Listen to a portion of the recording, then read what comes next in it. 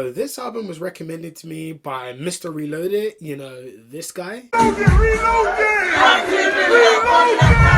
His name's Keys the Prince. I had never actually heard of him before Peter Petrelli, and I did like the track. I feel like he has a lot of gospel influences within his music, and it makes him quite individual, but he does take it that step further in terms of the actual sounds itself, as well as the topics and the subject matter, which obviously reflects his own Christian faith. And I do feel like he comes with something unique here, but just because he has those gospel influences in his music does not mean he cannot spin your favorite rapper.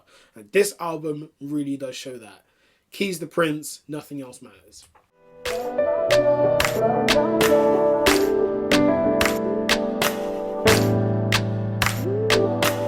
I had a dream last night, the best I ever had. In today's day and age, there are plenty of DIY artists. Artists that pretty much do everything from top to bottom themselves. They mix, they master, they produce, they rap, they sing, they're just multi-talented in that facet. My kind of thought on this is that it's very hard to find artists that are actually good at doing all these things. Because when you're trying to widen the spectrum of things that you're supposed to focus on, it's hard to improve at any particular area at any kind of fast rate, because you're focusing on so many different skills at once. But when you find artists that are good at all of these things, like Keys the Prince shows that he is on this album, it's clear that he has an understanding of some of these things before he actually became an artist. So you can tell that he has an idea of how to compose music and has some experience doing that before even becoming an artist, before even singing or rapping, etc. And that becomes very apparent, and I hope that if you get anything out of this review, you get the fact that this is one thing that Keys the Prince is very good at. Before I get into this album, like and subscribe if any of the stuff I do on this channel is interesting to you. If this review isn't quite your thing, this isn't quite the music that you'd go for, check out any of my other reviews that are going to pop up on a link in a second, and just scroll through the playlist and see if there's any of those albums that you know or just like the look of. So the concept of this project, Nothing Else Matters, it really focuses on his Christian faith and using the gospel influences that he has into his music, while still trying to really do some hard-hitting rap stuff and show that he is just a capable rapper of anybody else, despite his musical influences being on the side that usually aren't affiliated with someone who can just outbar anybody. But he does achieve this in some of these tracks. The Gift is the first song on this project, but it's also my favourite song on this project. And I think this really hones the idea of how good he is as a composer in a way, and how good he is at putting all the pieces together. The idea of using the choir as a vocal loop, that must have been very difficult, because he also has to record the choir in terms of getting them together and like organizing the harmonies of all the different people within the choir, and then chopping up those vocals and putting them on a loop with the melody that he's used to make the beat for this track. That's really goddamn hard, and the fact that he can pull that off and the fact that he did it all himself is very impressive. It's not just the gospel choir vocals that are the highlight of the melodies in this thing. He does add quite a lot of intricate layers. The trumpet in there, the bass line slides in too nice and it's not too overpowering, and it gives it a proper rap vibe, and it transfers it from the gospel element to the rap element. Organ alongside the keyboard synths are really nice as well, and it all fits together really nicely to make this track, and I think that's why this track is my favourite overall on the whole tape. Look at how I move with no hesitation. Voice of my city, voice of my generation. Waiting my whole life, sick of being patient.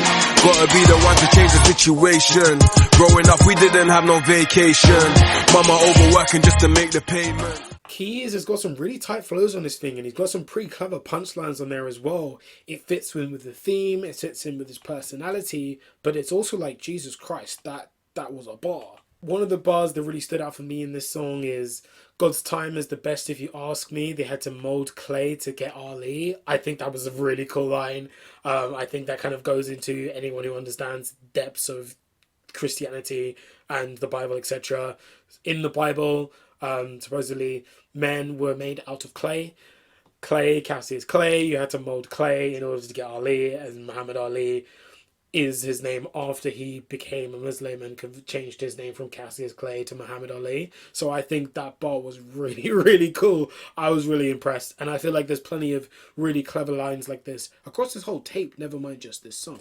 Nothing, whilst it still has its gospel elements to it as a rap song, he kind of is a bit more hard hitting as a rap song, and I feel like he just wanted to show off a bit more himself as a rapper rather than a composer and that sort of a thing, which I think is fine.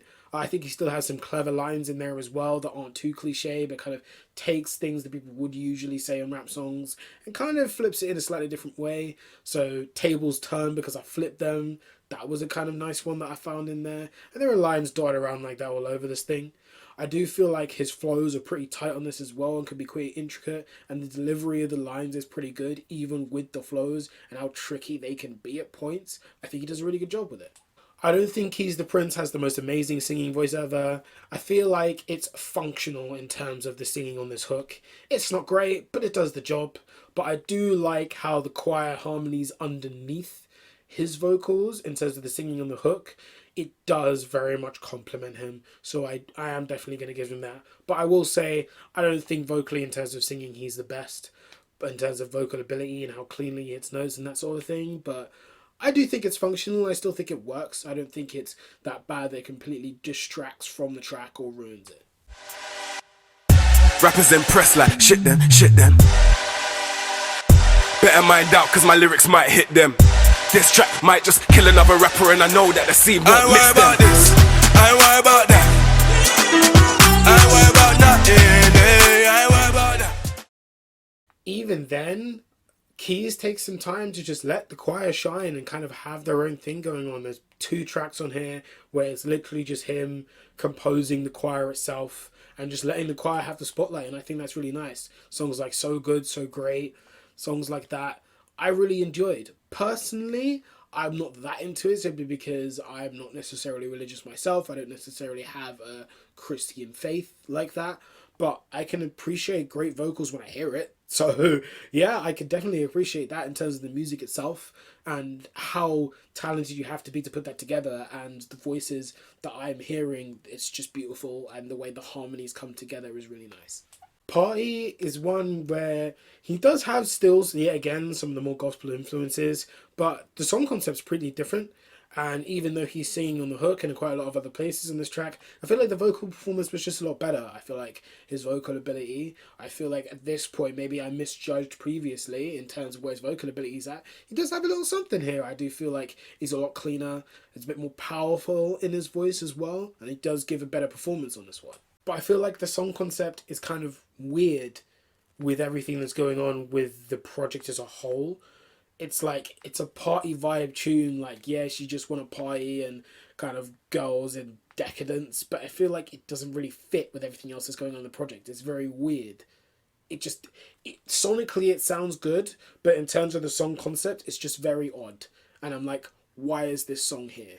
I wouldn't say it's completely pointless, because sonically it works with the rest of the tape. But in terms of the lyrics and what it's discussing, it just feels a bit out of place. Ride For Me, however, is a song where I completely think this did not need to be on here. The beat doesn't necessarily do anything special. I feel like it's just any random kind of generic rap type beat with a little bit of a xylophone melody in there with some keys and kind of just the general kind of love ballad vibe in terms of lyrics and song concept. It's nothing interesting. Vocally, I think it's quite flimsy, and I think this is the worst vocal performance from him on the tape. And I just didn't feel like the song needed to be here. And taking the song off would have been completely fine. I just don't really get why this song is here, and I can't see a justification for having this song on the tape. Dreams, however, this song brings it all back. This, I like this song. So, Dreams is literally, it kind of has a Martin Luther King feeling to it, where it's basically a rap song talking about a dream that he had, the same way Martin Luther King had a dream about the kind of utopia that the black community would hope for. And he does speak about quite a lot of problems that he feels the black community could solve one day, and imagine what they would look like if they were solved. And I think it's a great idea. The only problem is, well, I wish it was longer. I wish he could flesh out the ideas a little bit more. But I do like the idea. I do like how the song is put together, and I do like the issues within the black community that he looks to tackle on this song. Just an example of a couple topics. He goes for gang culture, the idea of broken homes and absent fathers being a huge part of that, as well as feeling out of touch with our roots, because within education it's not something we're actively taught, it's not often in the curriculum, and it's these things he kind of gives you a window into what our communities would look like if we didn't have these problems. And I think it was quite interesting and it's nicely put together. But whilst doing that, he's still taking care with the flows. He's still picking lyrics intricately in order to say these things in a way that it's still a rap song at the end of the day, even though he has this song concept behind it. And I think he deserves a lot of credit for being able to do that, because that's not easy. Although I was complaining that the song was too short, the way he rounds out the song, it's like he's conscious that he's left the song too short on purpose, because he ends the song with the line, "I guess dreams comes true, so I have to wait," and then lets the instrumental ride out. And I think it's a really nice way to close the track, because he knows in a way that the song is short and he's cut the song short, but it leaves you wanting more, because in the same way, so does he. And that's kind of how he feels, and he lets you feel that same way, and it's kind of like an emotional connection he makes with you in the song by getting you to replicate his feelings from how he structured the song. So that's pretty fucking genius, I can't lie. But overall, I'm going to give this a B-. I like the concept. I like the whole idea. I like his identity as a rapper and how he puts that across to you. And I like how he plays with song structure in order to highlight certain things. The uses of bridges, for example, on this thing were on quite a lot of other tracks. Dreams is one, and The Gift as well, that he just uses to show his actual skill as a producer and a composer putting all this music together. In terms of rap flows, it can be quite intricate at times, and he really can come with some clever lines. But there's other songs on this thing where it's like, why are these songs here? And they're not really providing much, and it's not really flattering in terms of his vocal range either, because he's not the best singer you've ever heard. So I feel like some of these songs is either they still fit with the concept, but they're just a bit weak, or they just don't really need to be here, which kind of distracts from the whole concept of the tape that he's mapped out for you. But when he is focused, he's good. And that's why I feel like the strengths are on this tape. Thank you for watching until the end. Like and subscribe if any of that was cool or you found interesting, or maybe if you discovered a new artist in the form of Keys the Prince, that hopefully you'll be listening to him more in the future. If this wasn't quite your thing in terms of genre, but you just generally like the breakdown anyway, please take a look at the review playlist of all the other reviews that I do. I have plenty of other genres I cover on this channel. Make sure you also, in the description will be a link to my Instagram. Check that out, because I run a little quick rant series where I do small 2-3 minute videos ranting about things that aggravate me in the music industry. It's got an interesting point behind them, but it's more as an entertainment thing. But in general, please just click the notification bell on this YouTube channel as well, and just keep an eye on my social media so you can keep up with regular uploads. Hope you're going to be watching more in the future. Peace. See you in the next video.